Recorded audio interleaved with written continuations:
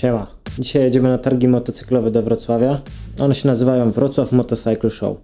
I będę pierwszy raz w życiu na targach motocyklowych. Możecie mi wierzyć lub nie, ale tak. Pokażę wam, jak to wszystko wygląda od zaplecza, ponieważ będę tam wystawcą. Ja już praktycznie jestem spakowany. Pinki jeszcze tylko wepnę i idziemy się pakować na motocykl. Jestem już spakowany do tej torby 40. Tam są jakieś ulotki, ubrania, wszystko co potrzebuję praktycznie na targach.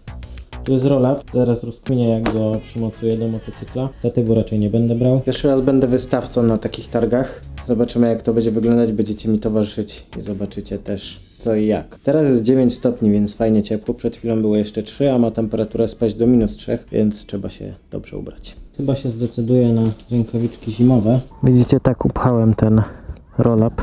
Trzyma się to dobrze. Raczej nie ma szans, żeby to wypadło. Na szczęście na powrocie nie będzie już tych wszystkich ulotek. Mam nadzieję.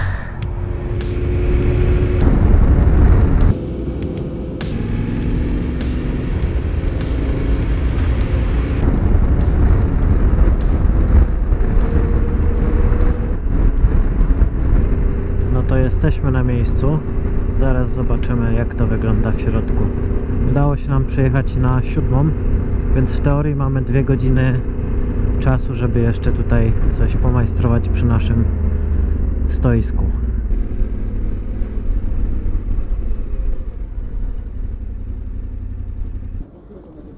No czekam jeszcze na Łódź i to wszystko. Patrzcie, jakie motocykle policyjne, bryczki.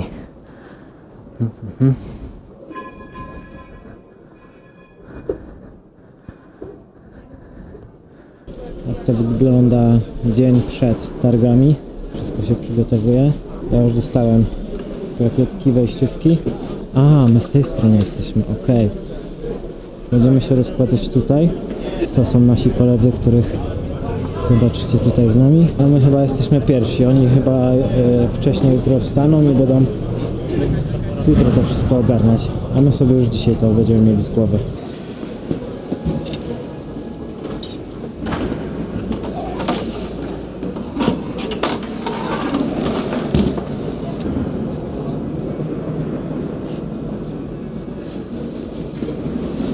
To sam ja, jak jeszcze miałem włosy.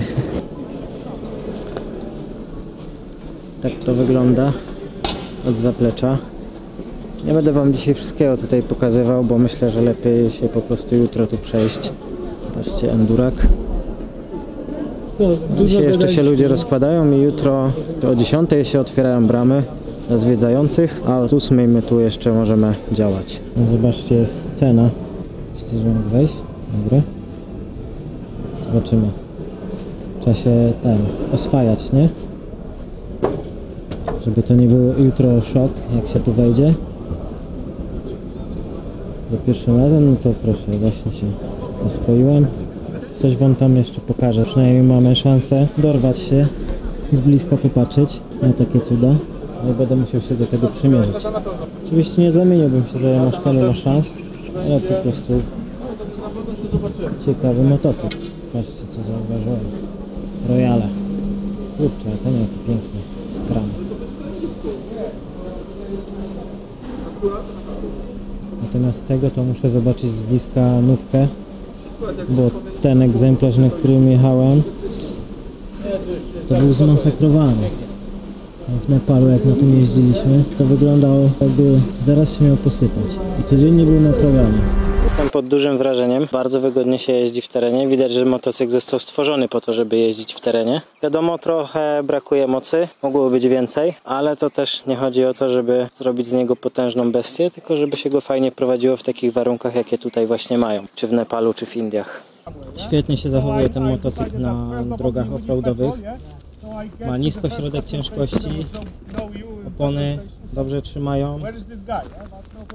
Jeśli chodzi o kierowanie, to jest bardzo, bardzo przyjemne. Bardzo się fajnie skręca. Ten profil widelców jest fajnie wymierzony.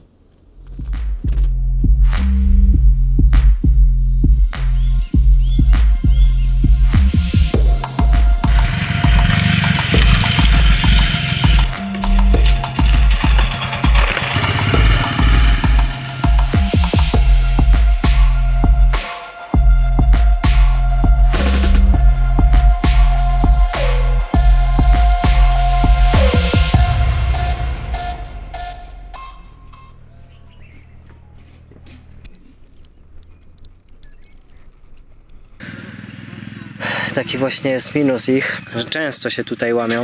To, co tutaj jest pospawane, to faktycznie już to było naprawione. Jeszcze jest drugie takie miejsce, które często pęka. Jest to tutaj. Tu widać, że te plastiki też raz, dwa się urywają, tak jak u mnie z drugiej strony. No way, no way. Natomiast ta kanówka sztuka czuję, że nieźle by się sprawowała. Tam są po prostu ciężkie warunki do jazdy. Tam każdy motocykl byłby super szybko zmasakrowany. A tam mimo wszystko dawał radę. Prosta konstrukcja. Wszystko na wierzchu. Dowieźliśmy nasz roll-up, nasze ulotki, wizytówki i tak dalej. Zostawiamy to tu. Lecimy do hotelu. Będziemy się spotkać jeszcze z moim bratem na jakąś kolację na miasto. No i jutro rano obowiązkowo myjnia. Nie wiem, czy mój motocykl będzie się dało domyć, ale to nie jest salon. Nie pokazujemy nówki sztuki, tylko pokazujemy, że jest faktycznie jeżdżony.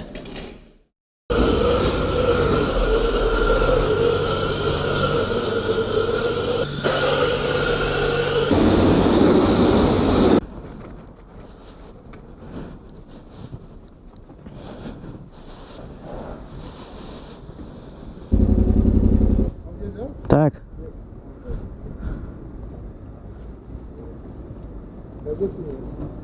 Bez problemu. Kamera już stoi. Trochę tak ciasno tu mamy. Wyglądamy jak jakieś budki z watą cukrową. Ale jest spoko. Jest godzina za 15:10, więc zaraz zaczną ludzie się tu pojawiać. Ja widzę, że jeszcze dużo ludzi się rozkłada. Jeszcze nie mają wszystkiego pomontowanego. Co zawsze tak jest na targach. Pewnie do 12 się jeszcze będą ludzie rozkładać. Zobaczymy, czy dużo rzeczy przybyło od wczoraj wieczorem. Proszę, czy one są jeszcze brudne jak dla mnie? Jakiego mamy kolegę? Cześć. Coś tam przybyło. Protip: największą popularnością cieszą się naklejki. Znikają w zawrotnym tempie u wszystkich. Także dobrze się ubezpieczyć w dużą ilość takich naklejek. Jeszcze wam pokażę, póki nie ma ludzi. Tam już się zaczyna. Zaraz które widzimy w sieci. Zobaczcie, kto tam jest. Paweł Fruk ze swoim pisemem. Tutaj za 2 minuty wchodzimy na scenkę i idziemy się tam zaprezentować i powiedzieć, o czym będziemy opowiadać na sali spotkań. Bądźcie gotowi. Uwaga, wchodzą na scenę, nie potknijcie się, spokojnie. Potem gość. Ola, czy mówić do ciebie, czy ty właśnie, jak tutaj Tobiasz powiedział, gościni, jesteś za tym, żeby tak się, za tymi formami kobiecymi, czy można być, czy niekoniecznie? Jak najbardziej może być Gościuwa. Gościuwa. gościuwa, ale jak najbardziej może być forma żeńska, tak jak język polski by nakazywał. Czyli z nami gość i gościuwa, Ola i Kevin, ADV Anywhere. Tak się nazywacie, tak się nazywa wasz profil, projekt Facebook. Zaczęliście podróżować na motocyklu, dużo fotografujecie, robicie piękne relacje. Czy najpierw były podróże, czy najpierw były motocykle? Zależy, kogo by się pytać, bo jeżeli ja mam odpowiadać, to najpierw były podróże zdecydowanie. Motocykle odkryłam dopiero jak poznałam Kevina. W sumie ci mężczyźni to się przydadzą czasami nam w życiu kobietom. Czyli jesteś jedną z tych, które zostały skazane na motocykl przez faceta. Ja swoją kobietę też skazałem na motocykl. Tak. Mnie kiedyś mój mężczyzna też skazał na motocykl i tak już zostało 20 parę lat. Trzeci tego. Ja już jeżdżę na motocyklu od 9 lat, więc też niedługo. Na początku jeździłem ścigaczem i wybrałem się na Chorwację, gdzie na ścigaczu wysiadły mi kolana, więc kupiłem motocykl bardziej turystyczny. No i tak dzięki temu mogliśmy podróżować we dwójkę. No właśnie, ten motocykl bardziej turystyczny to? Wcześniej mieliśmy tenerkę 660, teraz mamy tenerkę 700. Także wierni Yamaszce. Zwiedziliście już kawał świata, co? Gdzie byliście?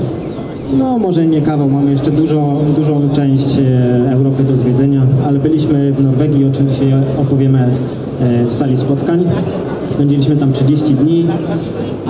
Ja teraz wróciłem w zasadzie z Nepalu, gdzie razem z kolegą, który tutaj kameruje, Paweł Fru, pozdrawiam. Cześć. Byliśmy w Nepalu i tam co prawda wynajmowaliśmy motocykle, ale też mieliśmy fajną okazję pozwiedzać tą nieturystyczną część Nepalu. Nepal brzmi orientalnie, natomiast wróćmy na chwilkę do tej Norwegii. Skąd pomysł na wyjazd do Norwegii? Dlaczego akurat Norwegia? Przede wszystkim przez te krajobrazy, które no jednak zachwycają. Cała ta przestrzeń bardzo tak pasowała właśnie do podróży motocyklowych. Wcześniej myśleliśmy też, że może by się wybrać gdzieś dalej w bardziej egzotyczne miejsce typu Afryka, ale uznaliśmy, że może nie będziemy się rzucać na głęboką wodę, tylko właśnie tak trochę bardziej na spokojnie, w równie piękne miejsce. Północ Europy brzmi drogo, czyli lepiej od razu, nie? Teraz ceny paliwa mamy takie same jak w Norwegii były 2 lata temu. Okej, a to ja jeszcze wrócę na chwilę do Nepalu, bo widziałem, że masz na motocyklu, wozisz na motocyklu jakieś takie flagi, jakieś takie znaczki, co to jest? Tak, to są flagi modlitewne, które używa się tam. One w zasadzie przynoszą wszystko co dobre, nie tylko szczęście, ale wszystko co dobre. I takie flagi sobie też zawiesiliśmy na motocyklu tutaj. Ja jeszcze mam takie pytanie odnośnie waszych dotychczasowych podróży. Widziałam przepiękne zdjęcia z Kapadocji. Przepiękne, rozmarzyłam się. Powiedzcie mi proszę, gdybyście mieli komuś tutaj ze słuchaczy polecić kierunek na najbliższy sezon. Kapadocja, Turcja czy Norwegia? Myślę, że Turcja jest teraz, szczególnie w zeszłym roku była dość popularnym miejscem takim motocyklowym i w zasadzie jest tam bardzo dużo ciekawych rzeczy, mam bardzo dużo wspomnień pozytywnych z Turcji. Ludzie tam są naprawdę wspaniali, jedzenie jest wspaniałe, widoki są wspaniałe, więc Turcję jak najbardziej polecamy. A Norwegię bardziej polecamy, jeśli chce się tak pobyć bardziej z naturą. Dla koneserów natury już, tak? To ja mam teraz pytanie moje sztampowe, moje ulubione do gości tej sceny. Wasza największa topa podróżniczo-motocyklowa, taka, którą zapamiętacie do końca życia i nie chcecie o niej tutaj opowiadać. Ja tylko powiem, że Tobiasz po prostu szuka sensacji, więc nie dziwcie się, bo Tobiasz obiecał, czy powiedział mi przed targami, że on po prostu jest znudzony nudą, że pyta się podróżników o jakieś wyjątkowe przeżycia, a tu nic. Więc kochani, naprawdę wymyślcie coś takiego, żeby Tobiasz spadł z krzesła i żeby mógł nagrać jakiś kolejny materiał do swojego jednośladu. No to jest wyzwanie z tym pytaniem, szczerze mówiąc, aczkolwiek jedyne co mi tak teraz przychodzi do głowy jeszcze związanego z Norwegią to, że złapaliśmy gumę praktycznie 2 dni przed powrotem, a mieliśmy już wynajęty, wykupiony prom powrotny i wszystko było pozamykane i tak dalej. I to było dla nas dość duże wyzwanie, żeby ogarnąć ten temat, więc to było takie, nie wiem czy w topa to nazwać, ale było to wyzwanie, ale opowiemy o tym trochę więcej też na salce. A spotkania oko w oko z łosiem? Nie było. Nie, my lubimy zwierzęta, jakoś byśmy się dogadali, nie? Już Tobiasz, nici, nadal nie masz sensacji. No nie mam sensacji, ale mam kolejne pytanie, też moje ulubione, bo jednak motocykle to dla wielu z nas, myślę, że dla większości tutaj marzenia spełnione, czasami niespełnione. Jakie są wasze marzenia podróżnicze, motocyklowe i co byście chcieli zrealizować w przyszłości? A być może macie też takie plany, o których nawet nie marzycie, że one kiedykolwiek zostaną zrealizowane. Być może ktoś wam tu pomoże w tym. No na pewno marzy nam się taka dłuższa wyprawa przez wszystkie kontynenty, w zasadzie można powiedzieć dookoła świata. Jest to jakiś taki cel, marzenie, do którego chcemy powoli dążyć. Stąd też ta wyprawa do Norwegii, kiedy nam się udało trochę czasu wygospodarować. Chcieliśmy zobaczyć, jak to wygląda, z czym się spotykają motocyklowi podróżnicy, z jakimi wyzwaniami. I tak kroczki malutkie stawiamy i na pewno chcielibyśmy przejechać obie Ameryki i Afrykę dookoła. To jest takie nasze największe chyba marzenie motocyklowe. Ja myślę, że dzięki tym flagom, które wozisz, tybetańskim, które mają przynieść dużo dobrego, no to jest szansa na to, że te marzenia się spełnią, więc bardzo wam tego życzymy. Może nie w tym sezonie, prawda, ale kiedyś na pewno. To zanim zaproszę was zanim was zaproszę do salki spotkań, w której opowiecie o swoich podróżach, mam dla was zestaw pytań. Bardzo krótkich pytań i krótkich odpowiedzi. Odpowiadacie A lub B. Jedna opcja lub druga. To jest ostatnio trend w mediach bardzo często. Nawet w tych mainstreamowych są zadawane takie pytania, ale one pozwalają na to, żeby was fajnie poznać, żeby zobaczyć, z kim mamy do czynienia. No to uwaga. Lekkie 125 w podróży czy asfaltowy krążownik? Lekkie 125. Dwusów czy czterosów? 4. Wschód czy zachód? Zachód. Azja czy... Wschód, czyli Azja. Raczej tak. A może Ameryka Południowa? No, to też może być wschód. Enduro czy asfalt? Enduro zdecydowanie. Namiot czy hotel? Namiot zdecydowanie. Średnia pizza czy dobra ryba? Ja ryba. Pizza. No to teraz ostatnie najważniejsze. Piwo czy whisky? I to i to. W Norwegii to chyba woda. albo ryba. Albo ryba. Bardzo Wam dziękujemy. Ale poczekaj to, wiesz, ponieważ większość Twoich pytań była taka skierowana tutaj do kierowcy. Ola nie miała tutaj możliwości odpowiedzenia praktycznie na żadne. Ola, jeździcie na tenerce. Tenerka a pasażerka. Znaczy pasażerka a tenerka. Jak Ci się jeździ na tym motocyklu? Jednak pokonujecie długie odległości i Ty jesteś drobnej postury, więc domyślam się, że jest to wygodny motocykl, ale chciałabym się upewnić. Tak, jest wygodny. W tej Norwegii byliśmy na poprzedniej Tenerice, na tej 660 i nie narzekałam zdecydowanie. Dało się spokojnie przejechać te całe 10 000 kilometrów. Na tej nowej jeszcze nie mieliśmy okazji aż tak dużo przejechać razem, ale zapowiada się, że będzie podobnie.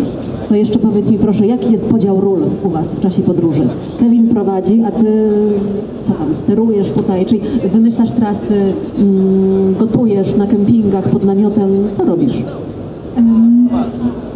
Zdecydowanie Kevin wymyśla trasy, to na pewno.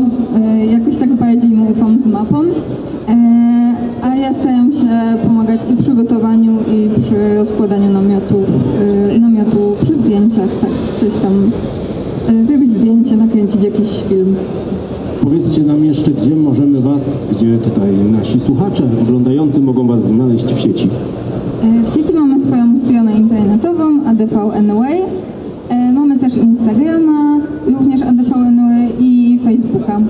Ja tylko dodam, że na tej stronie, drodzy Państwo, oprócz pięknych zdjęć, bo naprawdę ja wczoraj długo nie mogłam zasnąć, bo oglądałam zdjęcia, oglądałam filmy właśnie na Waszej stronie, przepiękne pejzaże, ale na tym blogu znajdziecie również sklep, w którym Kevin proponuje tak, rzeczy, które sprawdziły mu się w podróży, więc możecie również w ten sposób wesprzeć tutaj działania naszych podróżników.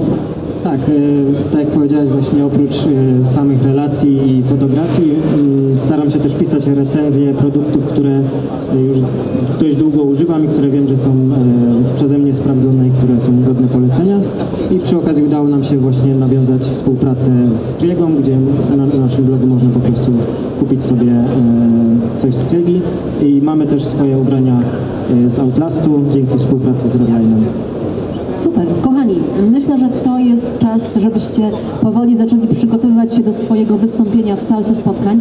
Drodzy Państwo, już za kilka minut. Nie mamy niestety, słuchajcie, wyłączyli nam zegar, który tutaj przez nie wiem ile lat ostatnich funkcjonował, a teraz zegaru nie ma i my po prostu z Tobiaszem straciliśmy totalnie już poczucie czasu, a dopiero jest początek, Tobiasz. No cóż, nie tak bywa, ale podobno szczęśliwi czasu nie liczą. Szczęśliwych Państwa, Kevina i Ole, zapraszamy do pokoju spotkań, gdzie mam nadzieję, że też będziecie, gdzie posłuchacie opowieści o podróżach, o motocyklach, o przygodzie i marzeniach, bo to chyba jest w tym wszystkim najważniejsze. Zapraszamy, kochani, a już niebawem o 11:45 pokaz ratownictwa motocyklowego, czyli to, na co Tobiasz czeka najbardziej. I przypominam, jeżeli będziecie z nami, wyjmijcie telefony i nagrywajcie, bo jeżeli będzie prowadzić to ta sama osoba co w zeszłym roku, to będzie grubo. Do zobaczenia, wracamy za parę minut. Dzięki bardzo, cześć. Już po zapowiedzi idziemy na salkę spotkań, podłączyć lapka telewizora i będziemy okazywać naszą wyprawę. No, tylko dodam, że tu się bardzo często wkrada ta literówka, nie wiem dlaczego.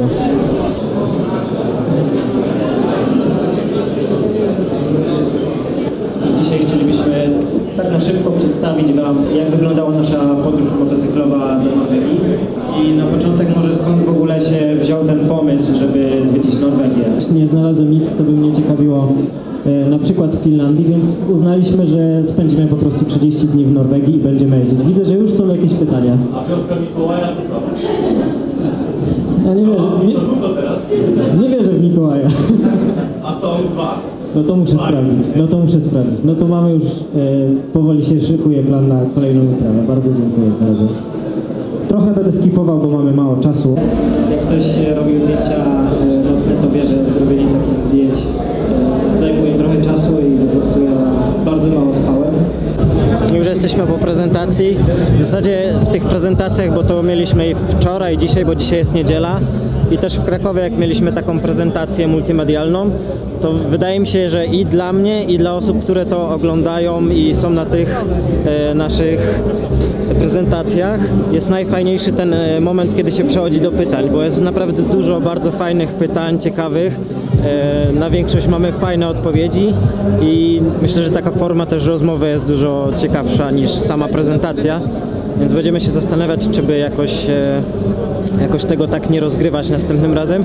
Natomiast no lepiej jest trochę pokazać jednak, jak to wygląda, coś zaprezentować, a potem mieć też o czym gadać, więc może w sumie nie będę tego zmieniał. Teraz właśnie dzwonił do mnie kurier, że już przywiózł paczki od Redline'a, więc idę go znaleźć, bo nie jest łatwo tutaj wjechać. No myślę, że go znajdziemy. Idziemy teraz z paczuchą do środka.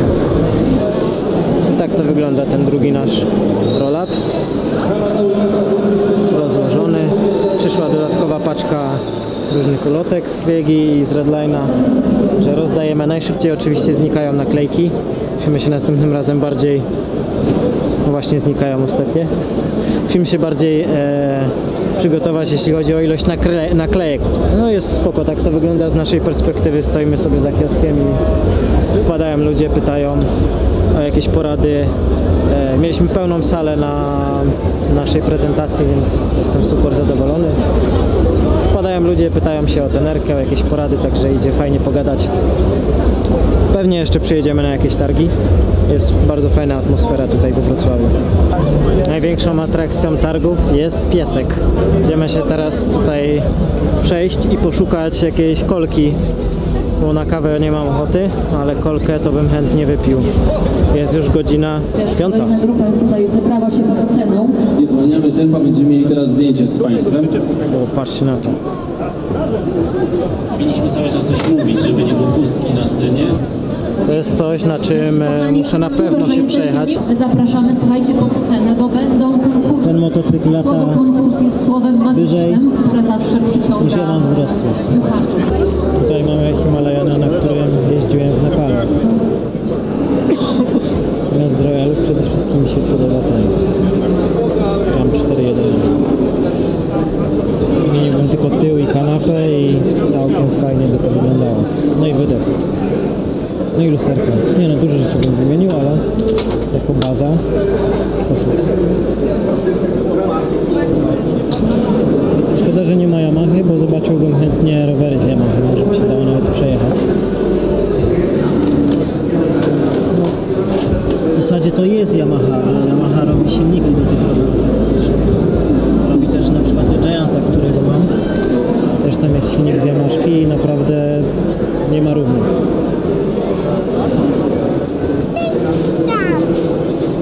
Kiedyś się pytałem, czy ten motocykl został, czy nie ten, bo chodziło mi dokładnie o Yamaha, bo Yamaha też ma taki. Się zastanawiałem, czy to jest motocykl, który powstał z jakiejś potrzeby.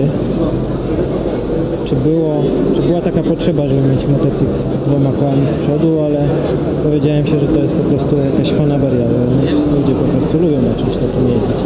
Nie ma tych ludzi dużo, co mnie nie dziwi, bo jest to dość dziwne. Ale najbardziej z Tuarega to mi się podoba jego reklama, to wideo jest po prostu rewelacyjne.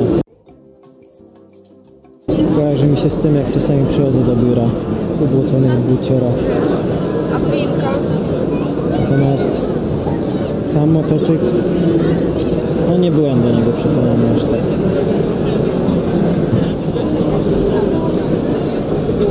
Chętnie się na nim przejadę, ale za tenerkę bym nie wymienił. Nie widzę tu tyle możliwości jakby układania akcesoriów i tego, co mogę zrobić, zmodyfikować ze swoją tenerką. Wygląda to na motocykl, który po prostu kupujesz i jedziesz na nim tak jak jest. Ewentualnie jak dokupujesz akcesoria prosto od Aprili i tyle.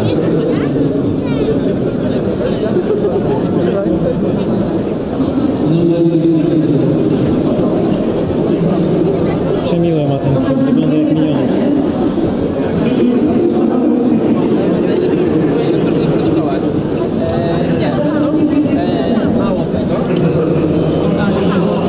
Moja tenerka jest tutaj chyba jedyną tenerą, która jest na tych targach.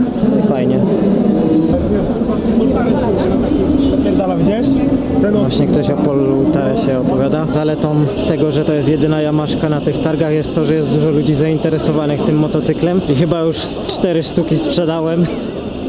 Także Yamaha, jak to oglądacie, wziście jakiś procent z tej sprzedaży, bo ze 4 to już jutro będą zamówienia jak nic. Idę teraz szukać czegoś do picia. Właśnie tej kolki. Miałem sobie kolkę już 2 godziny temu kupić, ale cały czas ktoś coś gdzieś, a ja już nie czuję gardła po prostu od tego gadania. Znaczy czuję, że boli. Dobry. Ja bym kolkę poprosił. Jaką? 0 czy zwykłą? 8 zł, karta? I dziękuję. Dzień dobry. Tego mi trzeba było. Też nic dzisiaj nie piłem, więc muszę się nawodnić. Nie róbcie tak jak ja. Teraz wyszedłem z tej głównej hali i tutaj jakaś impreza.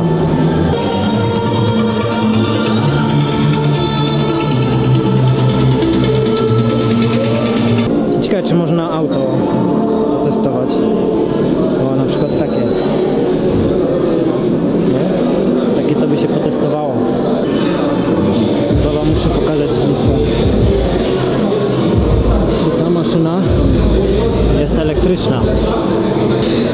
Dziwnie to wygląda. Jest bardzo dużo rowerów elektrycznych. W ogóle elektrycznych pojazdów. Nie tylko rowerów, ale też skuterów, samochodów, quadów, hulajnóg. Tam chłopaki jadą. Chyba zatoczyłem pełne kółko.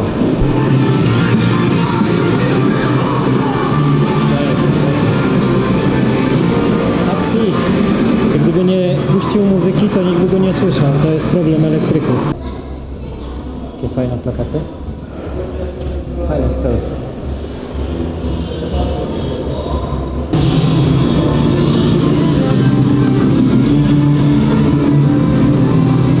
Podoba mi się, jak tutaj są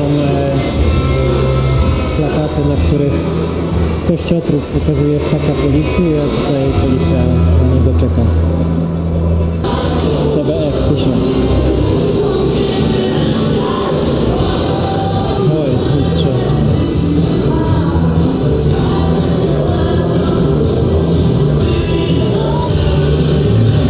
NIPD. Ktoś mu tu coś zwinął chyba.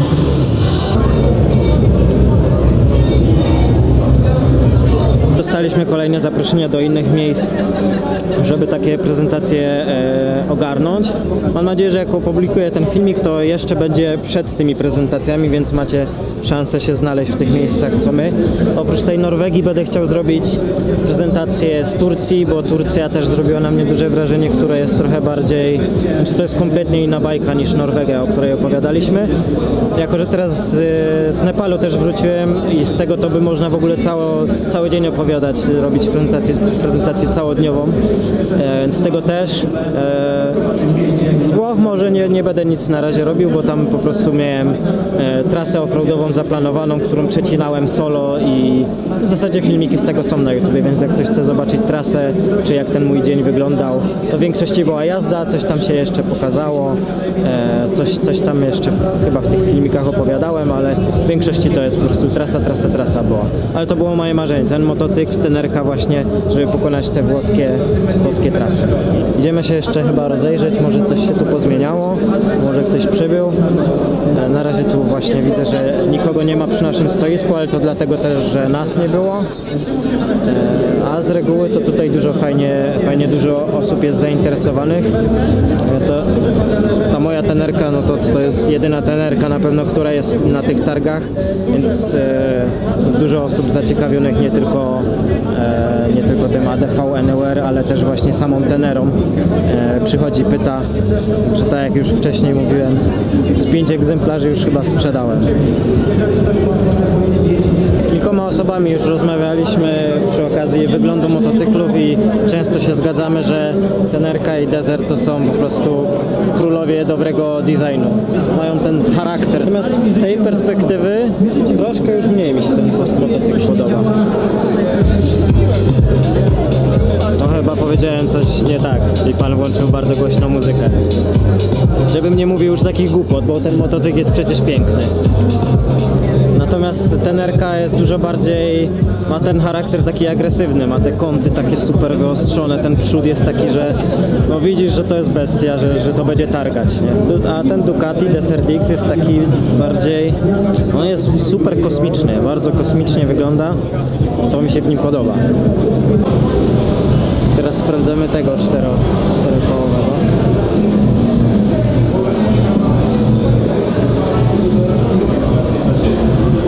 I teraz tak, patrzcie, wchodzicie sobie tu. Tu macie jedno miejsce, a tu jest dla drugiego pasażera miejsce. I widzę, że tu jest nawet więcej miejsca, że nawet jakby się ktoś uparł, to by dwie osoby weszły, ale pasy są tylko na jedną. Ale do przewożenia rzeczy całkiem spoko. Tak to wygląda z pozycji kierowcy. Kurde, jest naprawdę wygodnie. Jest fajnie dużo miejsca. Radio sterowane Bluetoothem, nawiew też właśnie na szyby, szyberdach. I teraz pytanie było moje takie tutaj do kolegów. Gdzie to się sprawdza? Kto to kupuje i po co, dlaczego, o co w ogóle chodzi? Jednym z przykładów takiego zastosowania, takiego wozu jest na przykład... Dzień dobry. Jest na przykład kobieta, która odwozi swoje dziecko do przedszkola, do którego ma 2 km. Więc jeśli ktoś na przykład nie jeździ autem dalej niż te kilka kilometrów i jeździ nim codziennie, to czasem nie opłaca się w zasadzie dużego samochodu odpalać, tylko takim właśnie mini. Można odwieźć dziecko do szkoły czy przedszkola, można odwieźć kogoś do pracy, jeśli ma się tam kilka kilometrów. To jest elektryczne, ładuje się to z gniazdka, o ile się nie mylę. Jest bardzo fajne.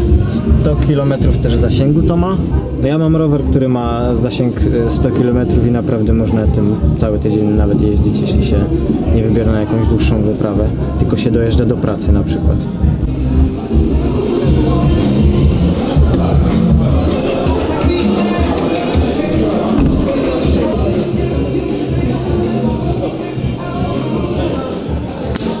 Tu się podłącza, cyk, ładowanko w garażu, to tak ma być. Nie jest przekręcone. Fajnie, nie zajmuje dużo miejsca w garażu. Ten wygląda całkiem spoko. Tym szczerze mówiąc, to nie wiem, czy bym się chciał wodzić, ale tym całkiem może. A tu jest taki bez drzwi, również dwuosobowy. U nas w Europie mało popularne, ale w Azji można często takie spotkać. W ogóle całe kuluary są wystawione różnymi motocyklami, pojazdami elektrycznymi. Można sobie siąść? Pewnie, że tak. No i to mi się podoba. 4 konie mechaniczne, wydaje się mało, dużo, ale nie zapominajmy o tym, to jest elektryk, więc pełną moc i moment obrotowy, który mały nie jest, mamy dostępną od zera. Jest to model szczególny wśród naszej oferty z racji tego, że to jest jedyny obecnie z manualną skrzynią biegów. Więc tak na dobrą sprawę oddawanie tej mocy jest zupełnie w inny sposób. Co ciekawe, on ma 2 tryby jazdy. Tutaj przełączymy low, mamy high. Jedziemy wolniej lub szybciej? Wszystko jest dozowanie mocy, tak na dobrą sprawę, ponieważ prędkość jego maksymalna to jest prawie 130 km na godzinę. Ja jeszcze nie testowałem go na prędkość, powiem, jak ja miałem okazję nim trochę pojeździć, no to na każdym biegu stawał na koło. Bez strzału ze sprzęgła, tylko od razu... Czyli tak naprawdę i na low możemy się rozpędzić do tej prędkości maksymalnej, tylko tak, że wolniej jakby się rozpędzamy, tak? Ale nie jest, proszę mi uwierzyć, że nie jest on nawet na low, on nie jest mulny. Jest to naprawdę... No to widać po oponach, to ma targać ziemię, a tak, nie... i powiem szczerze, robi robotę. Hiper wąski jest. Dzięki temu też łatwo się prowadzi, prawda?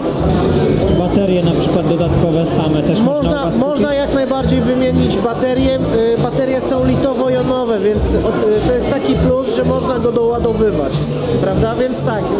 Jaki jest czas ładowania takiej baterii? Około 4 godziny. 4 godziny. Tak, ale oczywiście w zależności od stopnia doładowania, bo wiadomo, kiedy od 80 do 100 on nie będzie się ładował. Czyli nie będzie się ładował 4 godzin, prawda? Tylko ten czas znacznie będzie krótszy. Mówimy tutaj 4 godziny, to jest tak na dobrą sprawę od tych takich 20% do 100. Tych baterii też nie ma co rozładowywać do zera. No, dokładnie, to jest bateria litowo-jonowa. Ona lubi tak na dobrą sprawę, jak jest cały czas w pracy i jak jest doładowywana. Więc tutaj to jest na tej zasadzie, prawda? Super, dzięki. Dzięki.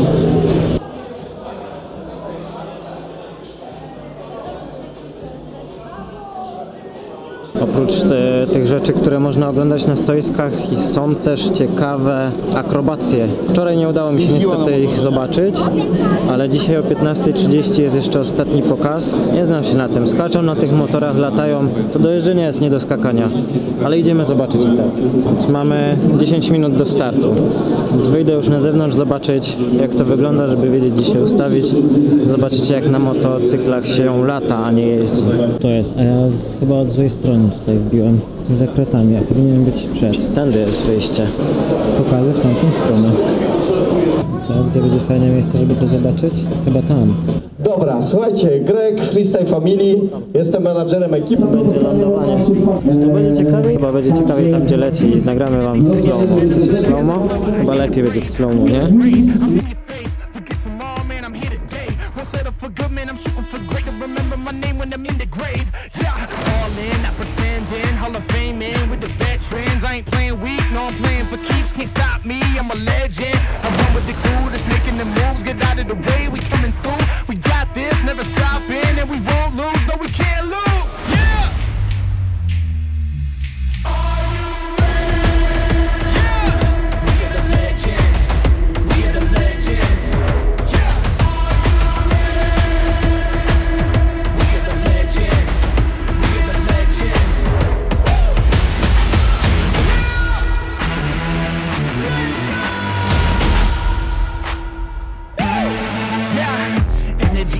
Energy, walking on lightning, I better be running on 10. Go till it ends. You don't wanna be one of my enemies. I'm cooking, I turn up the heat and you're everyone looking. They turning to see all the work that I put in, but I'm moving too fast, so they losing their footing. I run with the crew that's making the moves. Get out of the way, we coming through. We got this, never stopping, and we won't lose. No, we can't lose.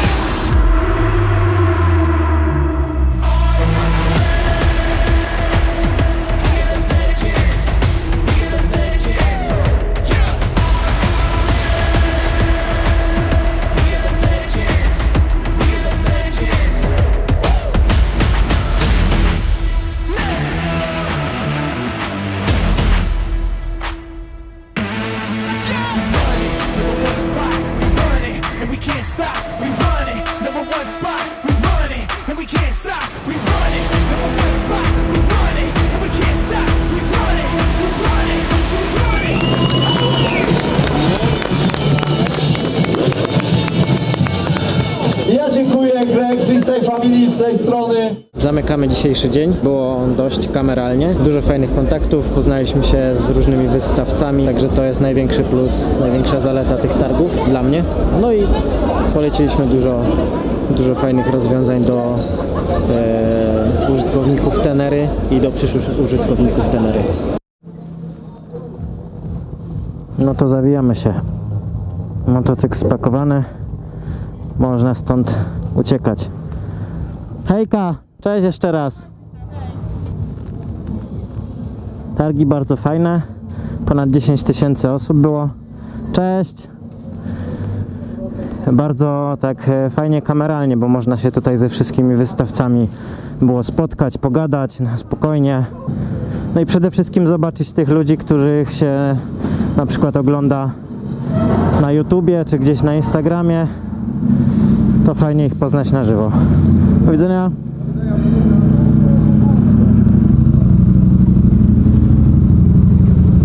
Na razie. Lecimy.